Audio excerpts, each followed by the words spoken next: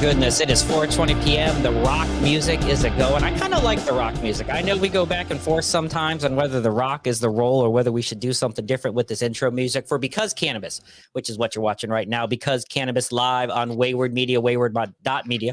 That's the place to check us out. Dustin, we're about 30 shows in. 30 shows into this amazing experience that you and I have shared together. 30 shows in, which I don't know what we thought when we started Because Cannabis from Wayward Media. We started Wayward Media because Cannabis didn't exist. There was all these other Wayward Sports and Planets, some amazing shows. Maybe they'll come back. Because Cannabis wasn't there, boom. The only thing, not only thing, maybe the best thing, I think, to come from this experience together, Because Cannabis, 30 shows in, the rock and roll. I watched our show the other day. Is that weird? Let me get this right away. Do you ever watch yourself at all? Do you watch yourself at all, Dustin?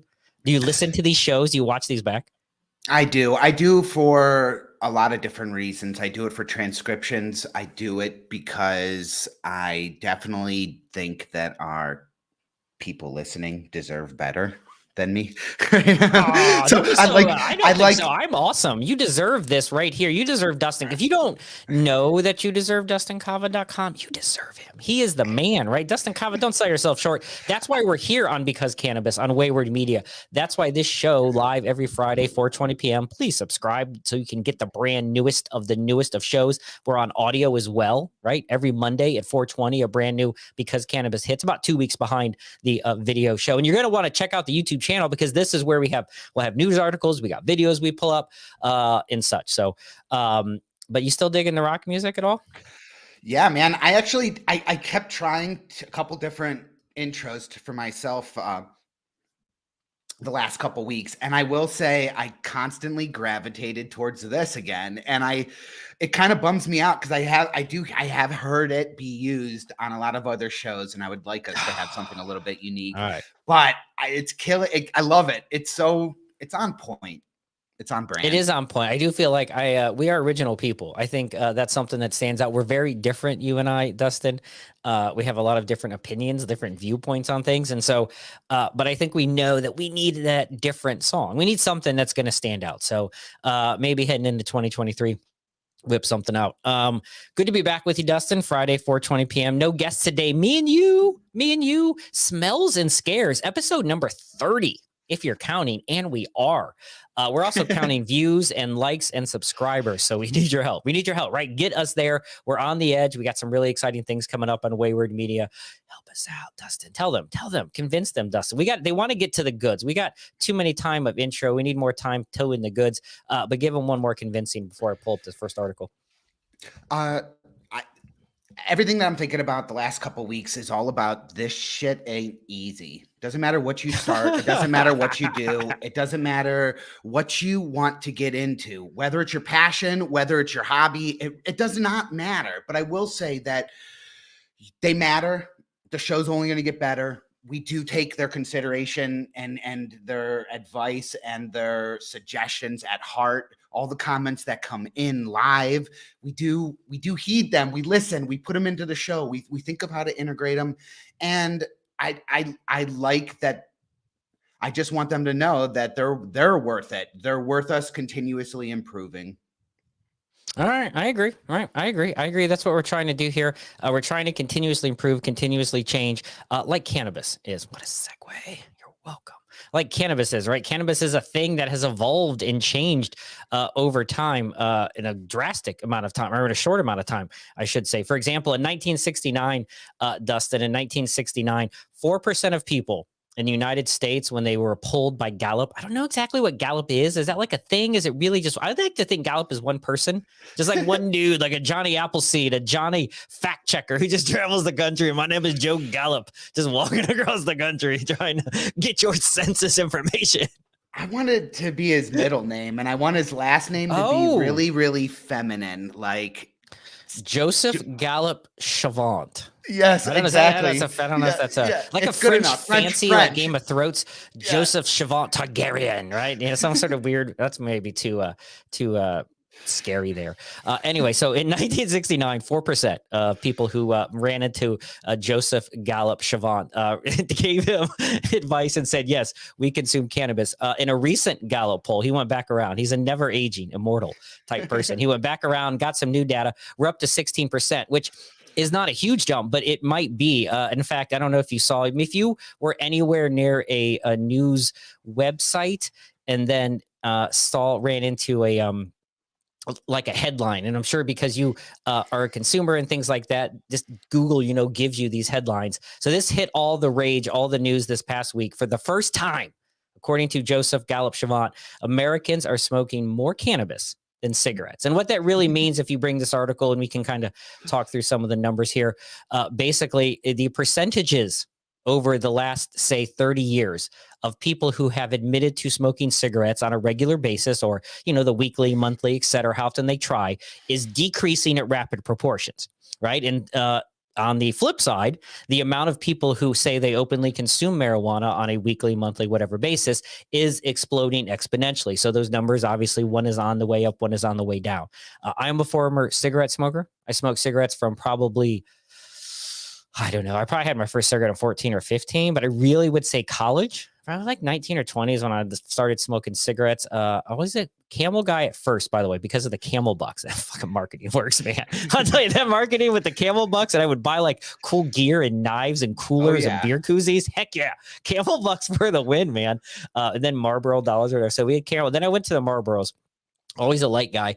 When I ended, which was probably about 6 years ago, I was at American Spirits. I tried to be like a cool smoker. I felt like if I'm going to smoke, I should at least make it count, a kind of thing. Have you ever smoked cigarettes? Don't you still smoke cigarettes? I'm ratting you out right now on air.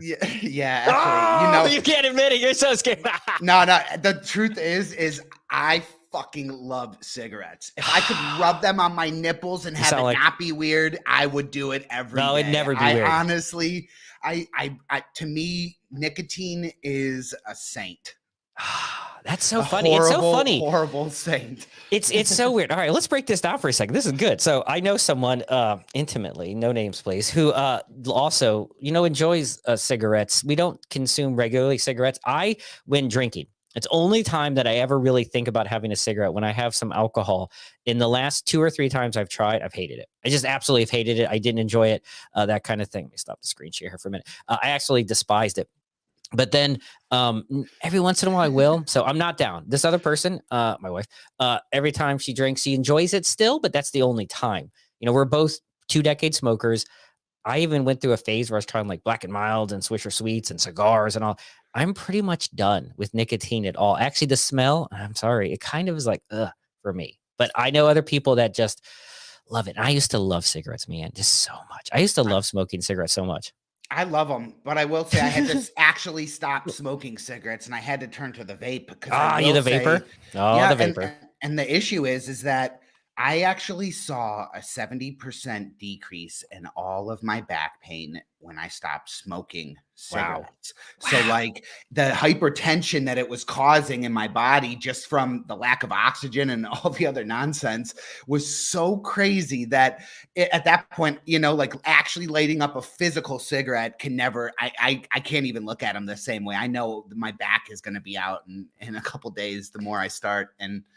But nicotine itself, oh my gosh, live for it. I choose it over caffeine. I choose it over a comfy bed. I would choose it over cannabis. It's a hard one, but no, never. All right. So it's interesting. And I think, I don't know, I wish I had a percentage. Maybe I didn't see it in this article when I read through it, about people who both consume cannabis and consume cigarettes, like combined, like how many people do that. I think that'd be an interesting thing to kind of reflect and see if a lot of people, because I know some people who like only consume cannabis and that's it, right? No alcohol, nothing. Like if they're going to, whether it's medicinally or in adult use, have a substance they put in their body that gives them a psychoactive effect, it must come from the ground, right? These people also, I believe, are usually, and I'm stereotyping here, into like, psychedelics, maybe psilocybin, maybe a float a little farther. They're naturalistic highs, right? And I'm not talking like the hardcore person who doesn't put anything, they're straight X bra and they just get the high from like running and doing like squats or whatever you do. But then I think there's a lot of people who consume both cannabis and alcohol. I am one of those. And a lot of people who consume cannabis and cigarettes, and then the trifecta of just put all that shit in my body. Let's just mainline it, snort some coke while I'm at it, son. That kind of thing. Let's just give it all, who do all three at the same time. I'd be curious, right? Because are you all three? Do you drink? No, I don't drink. In fact, if I had a 6-pack in the fridge, it takes me about a year. or more Yeah, to wow, I finish wish it. I was. See, that's something I've tried to. Like cigarettes, I've given up. Alcohol is something that I would really like to stop. Like I like what I feel from cannabis, but there's just a certain thing that a cold beer or a stiff glass of Irish whiskey, that's my fave, that it just gives me, right? There's a certain thing that I feel that I can't get from cannabis. And I don't know how to say that. Like, and I'm an adult use, user. I look at it that way. And I know, in fact, we just had a conversation at the Cleveland School of Cannabis with Dan Herrera. And he was talking about how, and a point that you have referenced, or I think a couple of guests have talked about, that if you're using, and even Dr. Hamant Bid, I believe, but because cannabis episode 9 talked about, if you're using it as an adult use, you may be using it medicinally on the low key, as the kids say today. Like you're basically medicating yourself for depression or for physical ailments that you may not even consider. Yeah. Right. So I don't know. I tend to be both. I don't have that. I wish I could get rid of alcohol. I think I would feel better. That is, to your point, when I don't drink, I feel amazing. Like the bones in general, like, cause it's a natural inflammatory, right? That's the beauty of cannabis, is it tends not to be a natural inflammatory. It's the other way. It can get you the high and the help. Look at that. And it Sales was pitches. Dr. Humant Bid All right. who mentioned that too. Well, So Dan you were on Herrera, point. Dr. Hamant Bid, they're having the same way of thinking, right? Going through the same process. That's awesome. So did that surprise you? Like, does that article surprise you that cigarettes are trending down and stuff? That I'm really curious if, again, we put that distinction in with myself with vapes and just nicotine in general. Oh, I wonder. And so there's that separation there of who's actually buying physical cigarettes compared to cannabis. But I also, the thing about this, I couldn't stop laughing when you read it, because I was like, holy smokes, like these people really are, there's this like dirtiness to buying cigarettes right now in the connotation in the air, where they really are. They're almost embarrassed to admit that they smoke cigarettes. They would rather tell their librarian that they smoke weed as opposed to telling their librarian that they smoke cigarettes. And something about that is like, holy smokes, what shifted in our paradigm? Well, no, I think it shifted heavily. In fact, there's a thing that we have talked about here before. Oops, wrong article. What am I doing there? Oh, I screwed up our video, Dustin. I was trying to do that one. That's what I wanted. We wanted us on the bottom. I don't like that either. We're learning technology on the fly here, people. If you subscribed, if you're watching live here, Fridays, 420, brand new shows of Because Cannabis. It's funny you mentioned that about the dirty side of it, right? Which is funny because a long time ago, like cigarettes weren't considered like this dirty, embarrassing thing. Smoke breaks were common and they happen. I think that is something happens less and less. And I think people are more hesitant about it. But cannabis was always thought of as the dirty drug, right? The stereotypical drug, the stoner drug. So there's an article that was on theguardian.com, a well-reported news place. I just listened to this podcast about Ed Snowden, how the Guardian was the one that broke the big spying story. Anyway, so this article is basically using that same survey that Joseph Gallup-Chavant made across the country, and talks about, especially in the use of England, which is where the Guardian's based, how there is way less consumption of both alcohol and cigarettes, and then increase in cannabis usage, and then people really putting this effort, and that's on a scientific end, that cannabis, and we've had multiple people on here talk about it, is not just something to smoke, get high, and watch stuff for shits and giggles. Like people consume and then run marathons, whether it's an edible. People consume and do a lot of different things, right? And so I think we're getting there. Do you feel like the stoner stereotype, and that's where I want to get to with this, do you feel like the stoner stereotype has gone away? Like, do you think when people think of cannabis consumers, they're trending more, let's say, like Joe Average, than they are like a Jeff Bridges, Big Lebowski, a Dustin Kava kind of look, right? Yes, actually, thinking back about the store with CBD, I think that was another big push. It allowed people to talk cannabis, but not even have to partake in the same way. Like they could roll it up, they could smell like it, they could feel legit with their boys. And there was also so much about it with the health community. I started seeing a heck of a lot more people from the gym coming in and trying to grab CBD. And I seen a different age group of people who, and so to me, yes, I think what's even funnier is I am picturing more of the get shit done with the psychedelic community Mm. as opposed to the cannabis community. You know, Oh, like these interesting. conventions that I'm seeing coming up, the microdose conventions and this and that all over the board. Even some clients that we've had that are generating and developing software for them. It's that type of attitude. And I still feel like my Weed Map and Leafly advertisements that are coming through in my email all the time are like more bred to the stoner stereotype, the lazy stereotype. Yeah, no, it's a fine line. We have this conversation at the Cleveland School of Cannabis all the time, right? You got to lean professional, you got to lean stoner. How much do you lean, right? And I think that's something that a lot of cannabis industry people talk about. In fact, shout out, I was just at Lighthouse Sciences in Eastlake, Ohio. Big shout to them. I think we talked about them last week. Just went through a tour of their facility. It was amazing. Processing plant, saw so much cannabis. And then we had this little conversation with the owner in this presentation talking about some of the things you can't use. And so, for example, they have this package that they're basically white labeling, and it was just a picture of like a beach. Like it was a beach thing. It was like a Sunday orange strain or something, right? You can't use it because it looked too relaxing. So Ohio doesn't allow that. It has to be basically solid fonts, background colors, bright colors, or whatever, but no imagery that gives you any sort of advertising 101 puts you in a place, right? Nothing allows you to No build suggestion. no Yeah. storytelling. There it is. That's the word. No storytelling type of aspect to their marketing, which makes it, you take away a lot of what is marketing and selling products is storytelling. And with the limitations that the cannabis companies in the regulations across the board, right? Not just in Ohio, but across the board limit you, don't have things that are aimed towards kids. There was an article, I didn't pull it up for today's show, but this Massachusetts cannabis company that refuses to take down their roadside sign, like they paid for a billboard and it's against the law, but they're basically saying, go take it down. Like you want it down, go get it, kind of thing. And so that's silly. You can't have a billboard. I mean, come on. It's worse than that. It's saying no suggestive imagery, but at the same point, we can call this thing grandma's ass as a strain. Green crap. Exactly. It's like, where are you drawing the line? You're saying lineage is cool, but I'm talking about the lineage was near the beach, or, like who generates these?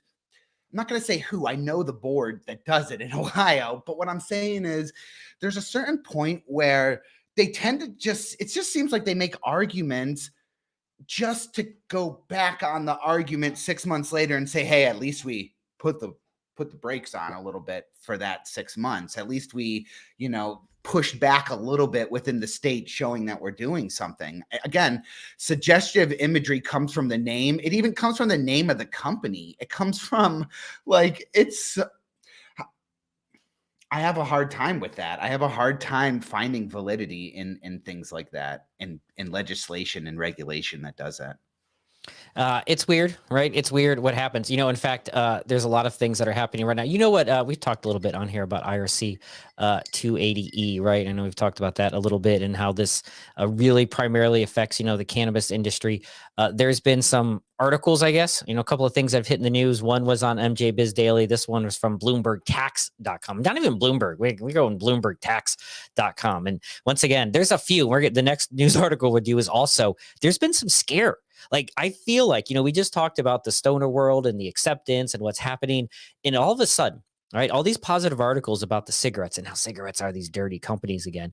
There seems to be this, there's a lot of scare tactics in media, but a few most recently scary articles, right? Like the dark reality of cannabis taxation, and the way they word it, which once again talks about, the things that about how right now, as of April, and when this article was written, only 4 states in the U.S. have where cannabis is decriminalized at all. So they're all going to have some sort of taxation issues.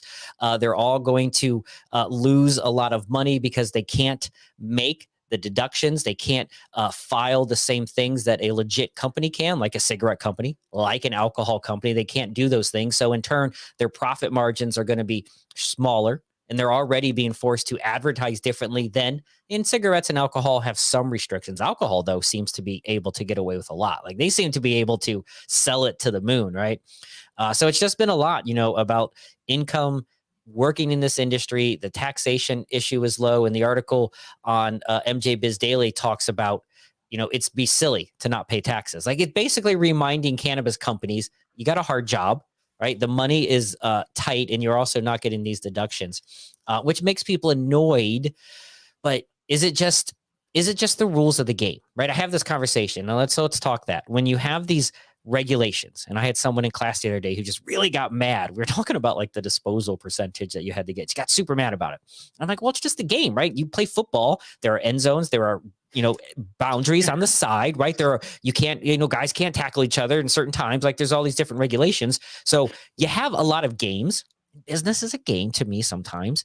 Is it too much? Casinos, there was a big article on Ohio.com today about a casino here being fined for employee violations. Like, are we overregulated? Is it just our business? Are the boundaries too much? What's our end goal is always the question I'm trying to ask. So I think that the regulations that come in and that overtax something are the same type of regulations that were designed to only allow the big guys to come in. And the reason to allow someone larger and with more cash flow to come in who can manage that and take those substantial losses in certain degrees for a while. It seems like if I was a federal entity and I'm trying to manage something, I'd rather manage one company who has 30 companies than manage 30 companies that are doing things 30 different ways. And so, I don't blame anybody. I don't blame the idea that they want to pull their money off of it. Let me think about this for a second. You talk about this and how you feel about taxation for a second. Let me clarify myself. Let me do this. Let me read through some of the suggestions that they have for cannabis companies in this article. And, we'll talk about a little bit of them. So first of all, they talk about, and I think people see big dollars coming. And so when you get short-term success, and I think cannabis has a lot of short-term success, but isn't able to have sustainable success without realizing that there is a plateau and you have to tighten budgets. So one of their first tips is, don't just expand because you're just seeing the numbers pop up. Don't forget, as of now, and without any rule changes, you are stuck in a finite area. That is your state lines. We talked about this last week on Because Cannabis. There are all these other things you can't do because you cannot get out of the state lines. So you have to remember that. You don't have the ability to expand in the THC world. So your sales are always going to, at this point, be struck down by those lines. Now, you get big enough, you can become a multi-state operator. You can obviously expand. When does that not happen? Have you name one cultivator in the state of Ohio that hasn't expanded outward? I got to think about it. Maybe. Well, it's what happens though when you see success, when you have success and you get excited by success, you realize, hey, I got to get bigger and bigger. Do you though? Can you not just focus and do what you do better and then do what that is done even better? Do you have to grow, or can you just continue to refine, right? I think that's the question. It's refinement. That's a personal preference at exit. That's that very day one of the company, the owner has his exit strategy to what he's going to do. If you're not going to be within the company for 5 years, if you're exiting in 5 years, why the hell would I stay and refine? At what point does my exit strategy not coincide with that internal investment, continual investment of whatever? At what point do I not get to pull out what I vested from this entity because I want to continuously improve and refine? I think if people that are in there for longer periods of time who have no intention on exiting and for 10 years, who plan on passing it down to their children, who plan on developing something much greater down the line, I think those reasons are what ends up defining the process.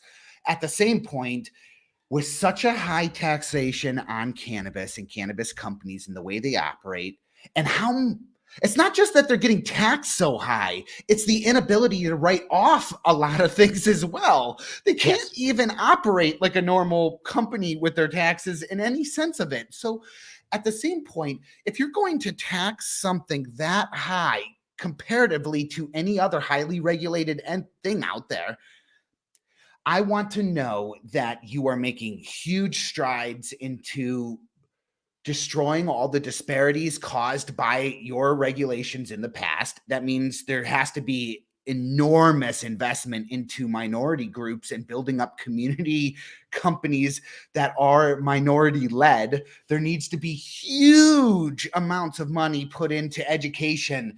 There needs to be, like, that taxed money has to have such a high degree of purpose.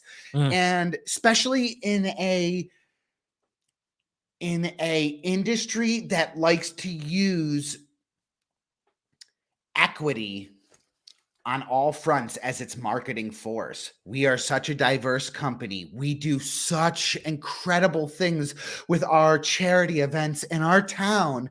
We fucking suck dick in the back alleyway for you when you know, and it's like, funny. That was one of the tips. Well, not that last one about dick sucking in the alleyway, but that was one of the other suggestions on there. Was, once again, a lot of those were business 101. Build brand loyalty, find loyal customers, find local suppliers to help offset the thing, which all those become talking points, all those become pitches, all the diversity, all that. It is fantastic and we need it, but it also becomes a lot of what small companies and both need to survive, the local customer connection, but are forced to use, and then almost has become cliche at some point, right? It's a dangerous line of how often does marketing become cliche. It's only cliche because I don't think they all live and breathe it. And that's what bothers me the most. It's cliche because you feel the indifference within it. It's cliche because in your heart, you know that there is actually so much more. And in a lot of ways, they're doing the least common denominator to get by in that scenario. And I think the heart knows. I think the public is informed. I think the public and the customers can feel when it's a racket, when it is the tagline and not the action. Interesting. That wasn't the segue I expected to bring up this article. You know, we talked about scares, one of the articles. This is from tabletmag.com. Once again, small source. Here we're going small source, but it was a big, big headline. If you take a look at the headline on screen there, you know, which basically states how weed became the new Oxycontin. But when you break down into the article, right, that's a scary headline. This is perfect for this. I think this is exactly what needs to be the segue into this. Ooh. Because that happy, dory, hunky, like, actually, I got all that mixed up. I'm way out, you know. I think that type of laissez-faire attitude when it comes to cannabis is exactly the things that lead to extremes like this happening. And I think this is a very big reality. Well, the extreme you mentioned is the raising of the potency level of cannabis, right? And so we have big companies. We just talked about all these little small companies using all these words of customer connection and branding and diversity, and all this is where big pharma, big tobacco, as more big companies with big dollars and big budgets and big ideas get involved, they're going to get extreme, right? Just extreme, bro. And so what does extreme mean? Raise up that potency level. And so this article, now, once again, there's a correlation on how many more people are consuming, how many more people are talking to their doctor about their consumption. That did not happen in the 70s. So when you read headlines or stories that talk about cannabis overdoses and hospital visits, of course there are, because 10, 15 years ago, if a kid accidentally ate a brownie, the guys probably didn't tell the doctor what happened. And now you're like in an adult state, you go to Colorado, you're like, oh, I'm sorry, they ate a 5 milligram gummy. And they're like, put the kid in the back room and they let him sleep it off, right? Because they know that this happens. So yes, there's going to be more, and I'm going to put air quotes if you're listening on audio somewhere, Spotify, iTunes, because cannabis, air quotes here, overdoses, right? Which is just too much. And so a child clearly eating a small gummy or a large gummy or anything would overdose on cannabis. It's too much for their body to handle. Are they going to die? Probably not. Hasn't happened yet. I'm not a doctor, even though I have a microphone, which makes me correct on everything I say. So right, it just does. So you're going to see these headlines like this, and we'll talk about the article. But when you see those numbers, when you see the news, Dustin, of more overdoses, more scary, do you get mad? You just say, you know what, man, stop it, media? Or do you understand that it's, of course there's going to be, because there's a rise in usage and acknowledgement? Okay, that's there. Yes, acknowledgement is important, but I've also seen more people get off opiates using cannabis oils than I have ever seen use anything, whether it's some new age healing process or food or diet or even exercise. Like, I have seen such a, owning the store was eye-opening. Because what do you mean? Well, because after 7 years, you have seen these people, you've seen your customers and your community members in every state and every emotional effectiveness and every hardship, and every 7 years is a long time to go through life with somebody, and especially people who you see, say, monthly or weekly, and you can see changes. You can watch you could see the demeanor of a customer year 3, and then year 7 you could see a different demeanor because things changed in their life, hardships happened, and just the weight of the world being on them. And I will say that some of the most amazing transformations that I've ever seen be consistent with opiate use happened with cannabis oils. And so I'm like, bring on this new Oxycontin, bring on this article. I would love to not hear my community members. I would love to see everybody around me writing things like, oh, damn, my son just got back from the hospital from a cannabis overdose. Not my son is passed away. Not this is my best friend and we're going to a funeral, which is happening more times than not when it comes to these, and overdoses with opiates are happening at such an exponential rate that, yes, bring on this article. Call it. I want it more. I want my brothers and sisters and my neighbors and I want them to come back from the hospital. All right, well, let's talk through some of that then. All right, so there's some interesting things in this article if you break down. So it starts off talking, and this is from tabletmag.com. We'll put this article in the description and for the YouTube video as well as the audio.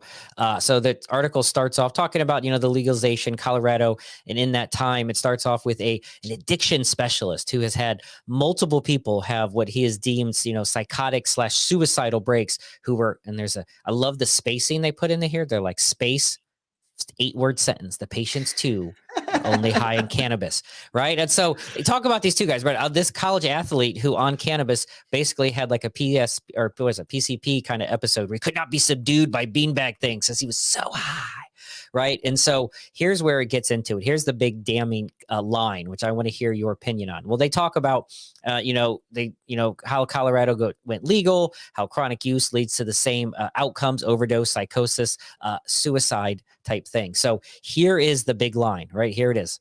So this doctor who got into addiction because of medicine, et cetera. Now here's what's happening with cannabis. The same as opioids. The claims of medical benefits, the denial of adverse effects, right? These type of things. It is the same pattern. She swears, she goes on to point the same pattern that cigarettes have made, right? And when I was a kid, Fred Flintstone, hey, Bob, you want to give it a Winston? Not lucky, right? They used to give those things out to all the time, right? Cigarettes, okay. Eventually, I don't know if there's a great documentary or a show on Hulu called Dope Sick with Michael Keaton that talks about kind of the Oxycontin in this one Appalachian area. All the claims. It's good for you. It's the best painkiller ever. Now it's bad. Are we going to shake that crystal ball or shake that, what's that, magic 8 ball? Because we're stoners. We're going to have the magic 8 ball. No crystal ball here. So shake that magic 8 ball. When you see headlines like that, or when you see articles like this, who basically say, and it sounds to some people, it could sound a very justifiable claim that we are on the same pattern. We're moving the same way. Look, bro, I've been here before with all your magical claims, but in 15, 20 years from now, we're going to be having the cannabis crisis. Is that coming? Shake the 8 ball? Is this hyperbole? Like, what is this? And then the article goes on. I'm going to stop the screen here, share. It goes on for a lot of facts. It talks about sales and rises of THC percentage, the rise of oils, right? The usage of concentrates and oils, which are 80, 90% THC, that type of stuff. So that's their backing point. And then obviously some of these other things. How does that resonate with you when you feel like it's comparing it to all these other things that were once good for you, air quotes, aren't now?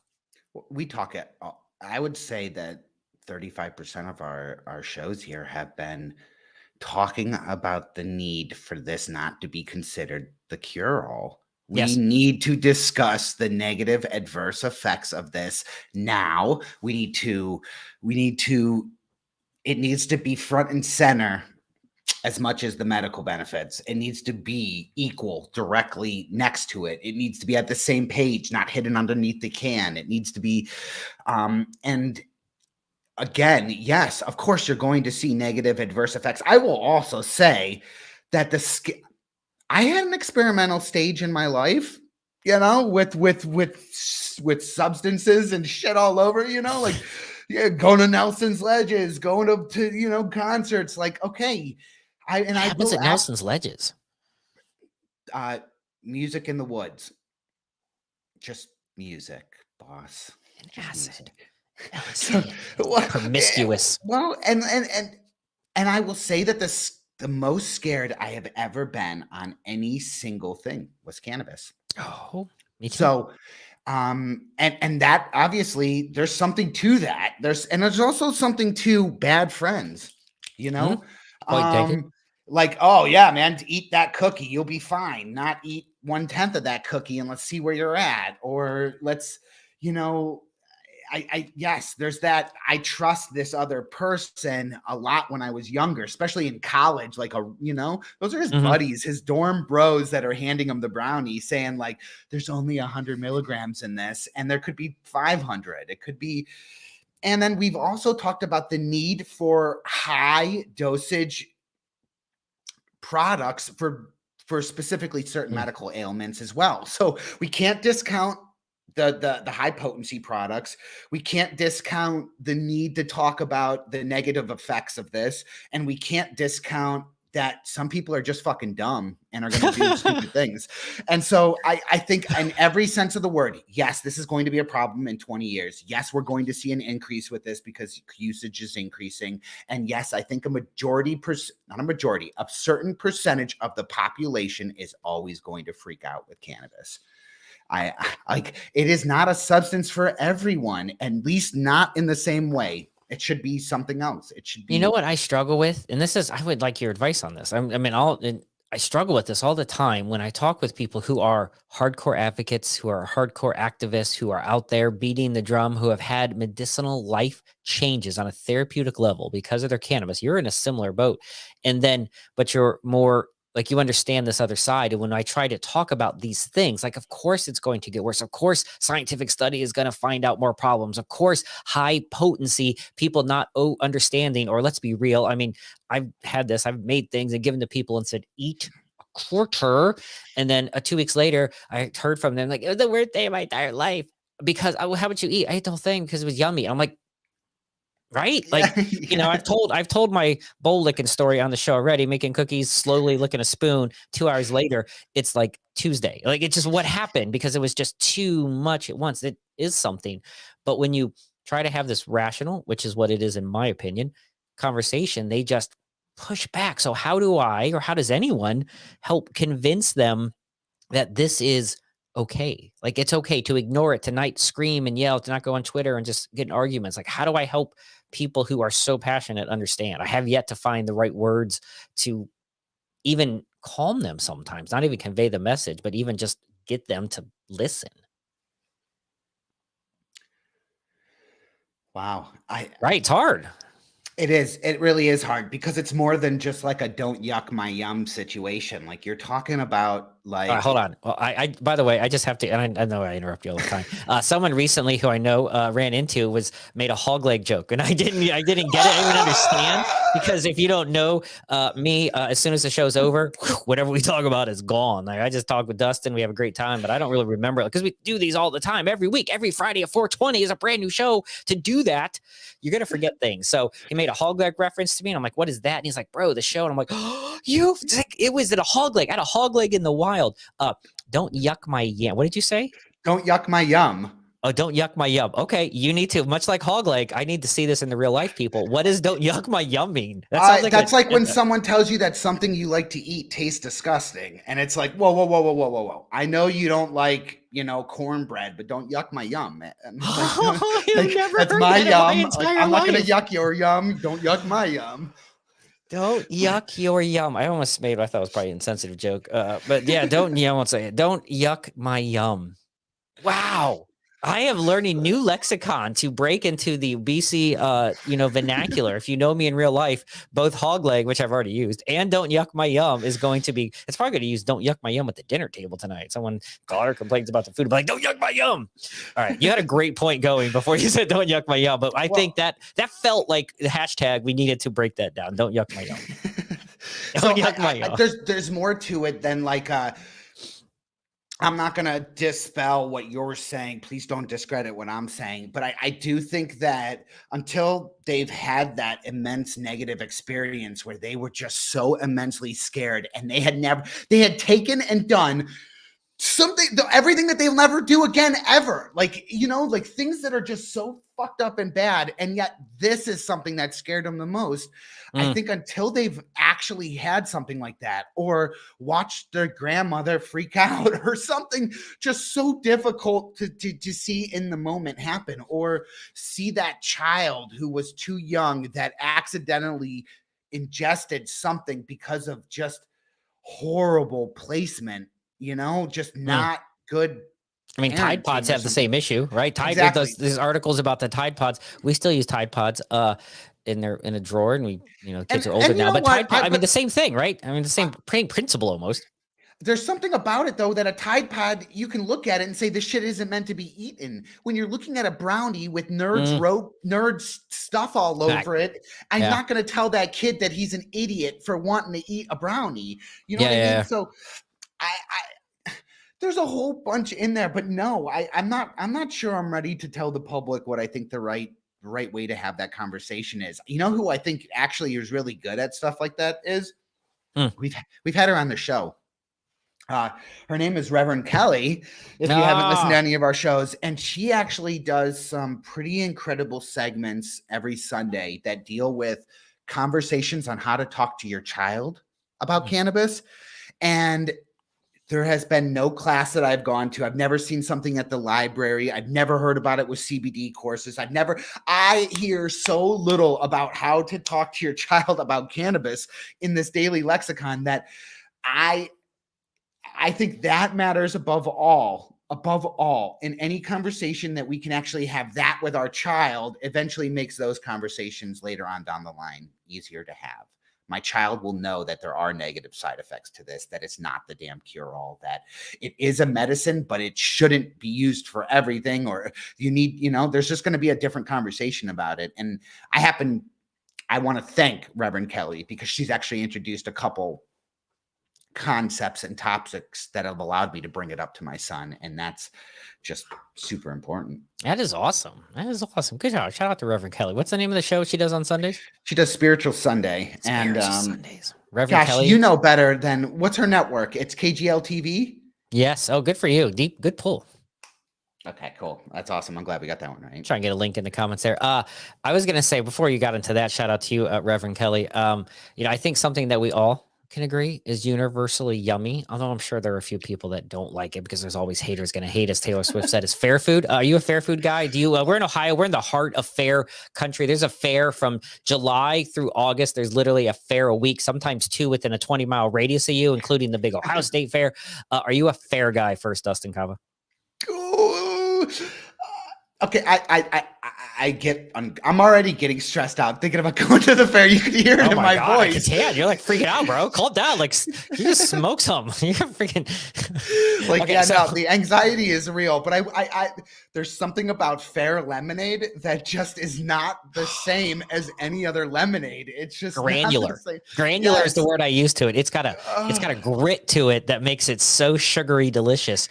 So I was going to ask you because we have an article I'll pull up here in a second about a state fair that's going to have a cannabis exhibit at it. But before we do that, what is your favorite? So would you say lemonade if you had to pick? Do you like the deep fried pick your sugar item? Yes, I do. I do love my deep fried comfort foods too. So that to me, cannabis consumables should be the chicken legs and the pot pies and the macaroni and cheeses and it should be that type of, and the deep fried, I don't know.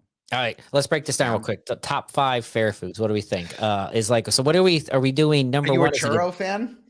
Churro, but I feel like you can get churros a lot of different places, right? I think there's fair fries. I got to put fair fries.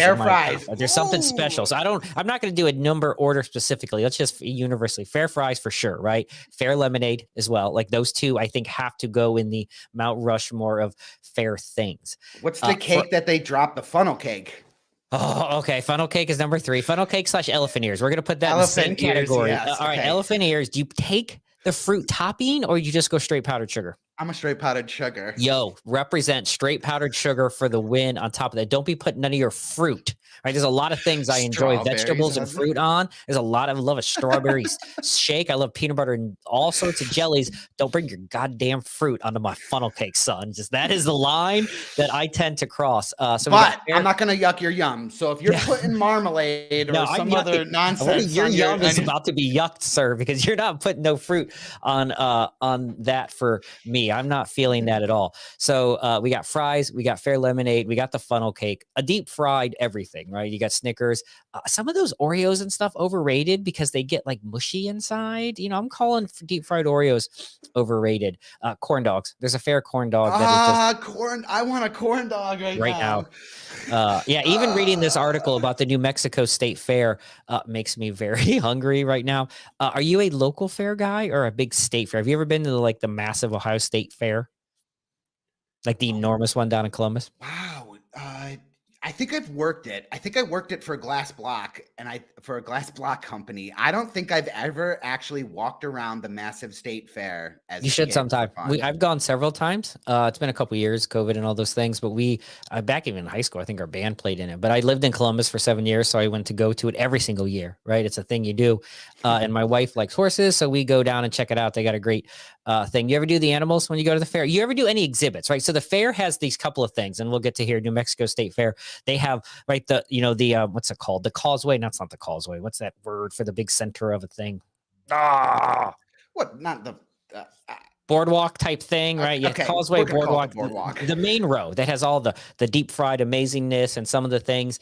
They have the animals, right? That's a function of those. And then they usually have inside one of their giant buildings like a mini expo of exhibity things, right? It can be glass block companies. It's a lot of advertisements, realtors, things like that. It's a lot of people that sell like horse pieces, a lot of local artists. You got some tapestries, definitely artwork, probably a guy that makes honey or a person will be gender specific here. You have someone that's lots of flags, right? There's a leather person that's probably making belts a leather on the guy. site. There's a leather person into there doing that. And so they have all these random business exhibits too, like the realtors and stuff.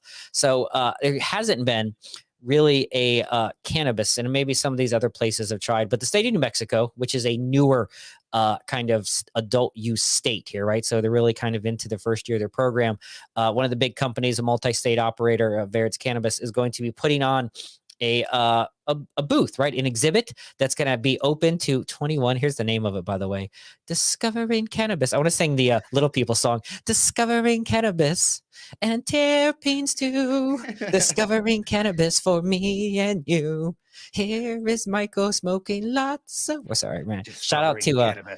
Discovering Cannabis. They got to have extra security, by the way, because it's going to be a 21 and over exhibit. It's going to be like the adult booth at the old video store back in the day that had like a thing. So I imagine this special curtain, like the palm reader you got to walk into. So it's going to have silly extra security onto there. And it's going to talk about, delivery methods like what we do, education, a little bit of home grow, because you can grow in New Mexico. So it's just going to have this thing. But what I think is really funny about this is that not only is it restricted, as we just talked about, education of people, right? So here is an opportunity that the New Mexico State Fair had to put on something that could help. And fairs are full of kids, right? That could help educate them. And they just fucked it up. They just messed it up. Here's my thing too, is why couldn't they just like spray enamel little bits of the product or something, so that, I mean, like, it's inusable. Like, why extra security? Why 21 and up? Yep. Why out of sight? If you want to normalize something, don't make them feel weird by entering into a closet space to go see an exhibit. If you want to normalize it's a something, freak show. It really is a freak show. They made the cannabis exhibit a fucking freak show. And pardon my language. Oh my heart is just it's amazing. I'm laughing at the scenario because honestly, I could see me being 21 with my parents going there and me being like, "Hey, Dad, let's go to the cannabis exhibit and let's check this out." And Mom's like, "I'm not. You're sick, George. You're sick." Wow. And it's like, no, one man show happening right now. I want to take my son to it. I want him to see the process of why it's grown.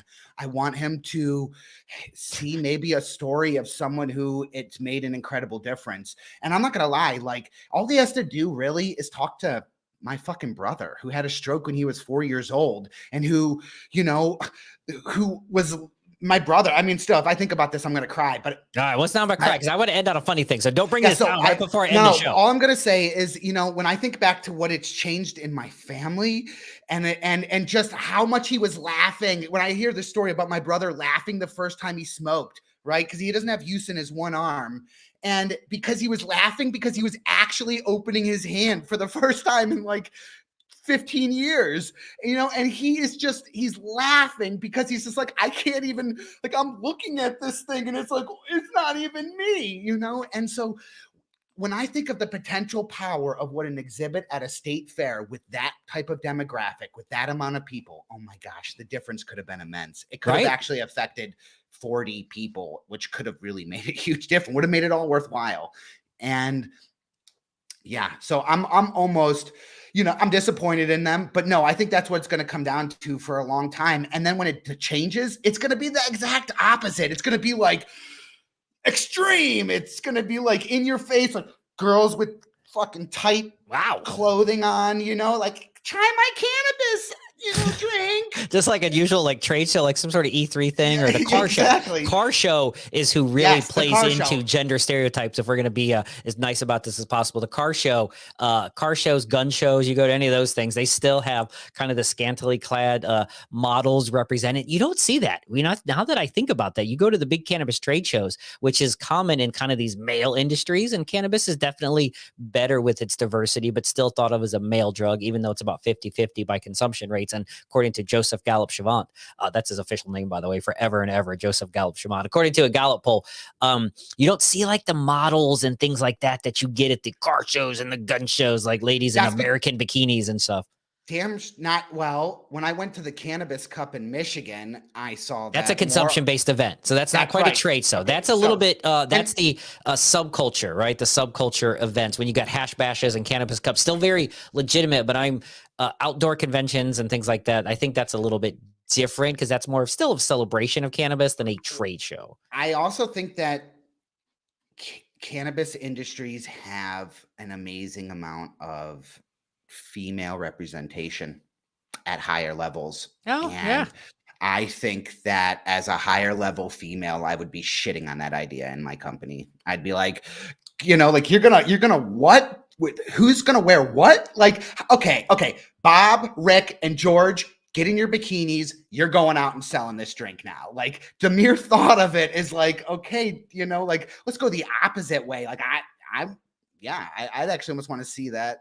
In fact, you know what? Thinking back, we got a watcher right now. Lissa Glass has been joining in with us. I'd really like to hear, you know, what some of these watchers are thinking. You know, would they buy cannabis or go to a trade show if it was being sold by someone in a bikini, man or female? Yes, I think that's always the answer. I don't know. I don't know what the answer is. No one knows what the answer is. You know what? Nick Kyrgios, famous tennis player, who, and I don't know if I'm saying that name correctly. Let's figure this out. I probably should have did. Kyrgios, Kyrgios. I am uneducated on the name pronunciation. My bad on that. Very much so. Your shout out to Lissa Glass right there. Thank you for joining in. Very much so. Always models. Vape products. I was going to say, if there is a place where it fits in, I guarantee you, Vape God, bro, those places are all in on like 1980s marketing promotion at trade shows, which is strippers and bikinis. Thank you, Lissa Glass, for calling that out. Appreciate you watching the show because that is absolutely where they're at. One of the things you're going to find at any cannabis trade show, we just did this outdoor convention, as I talked about, Midwest Cannafest out in public, Ohio. It's illegal. It smelled like cannabis. I mean, let's be real. It's a cannabis show, right? It's going to smell like cannabis. Even if it's CBD, it's going to smell like cannabis. So as we end up our show today, thank you everyone for checking us out on Because Cannabis, Wayward Media. Nick Kyrgios is, I think, how you say it. I'm really bad at pronunciation. We'll say whatnot is a famous tennis player. Dustin, I don't know if you follow the sport, if you follow the court sport. I'm terrible. I don't follow tennis either. Clearly, it's a funny headline though. So he was playing the U.S. Open.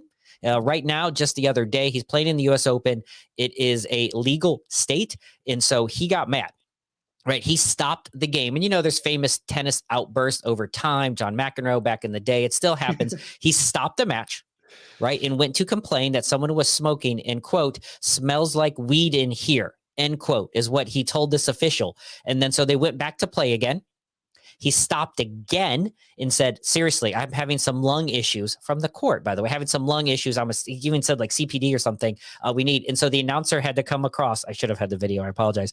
And said, as a reminder, cannabis consumption is currently illegal in public spaces. We would ask that you please stop smoking. I'm paraphrasing, but it's essentially he made a public announcement that scolded the audience for smoking weed. So first off, what do you think just in general? And so leafly.com, and we'll do this here to end the show, put out a funny article of the top 10 suspects they thought were smoking weed at the U.S. Open. So before I give you those, and we'll let you guess, so good. I can't what do you think about this guy going through and stopping the match to say, smells like weed in here, bro, is essentially what he did.